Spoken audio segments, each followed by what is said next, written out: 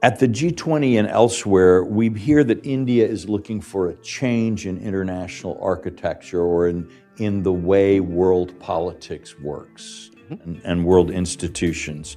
I've also heard India described as a reformist rather than as a revisionist power. It seeks real change in the status quo, but not necessarily in the way that perhaps some of our colleagues and friends in Russia and China might do. What is it that India is looking for in change in the world situation, and how does that affect, do you think, India's vision of where we're all going? Let me put it to you this way, that the world as we live it today is largely a Western construct.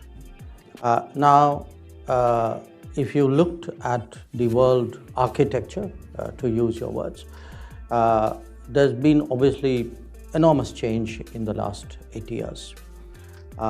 If one looked at the major economies of the 1940s and 50s, they are very different from the major economies today, and nothing illustrates it more than the G20 itself.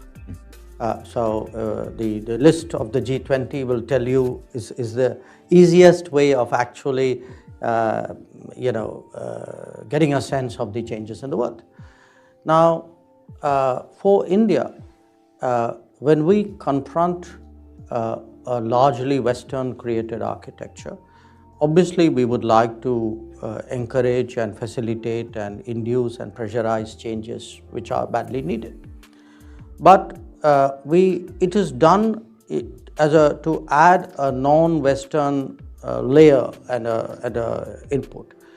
So I make this very important distinction where India is concerned. India is non-Western. India is not anti-Western. So when we speak about, and I give you an example which we discussed even at the G20. It's very clear today that if we are serious about climate action, if you are looking to sustain, to ensure that sustainable development goals are well resourced, then somewhere we have to find the financial muscle for that. Now, for us too, it is the international financial institutions, the bank, the World Bank and the fund, which will be at the core of that effort. So a lot of what we are seeking to do is to improve and, I would say, refresh institutions, make them more fit for purpose. And that even applies to the United Nations.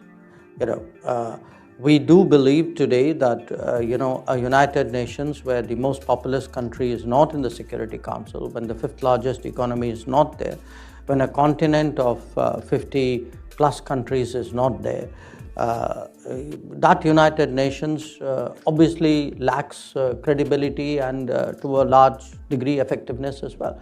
So the whole, when we approach the world, it's not with a, sort of pull down the pillars kind of approach. It is very much, what can we do to make it better, fitter, efficient, purposeful.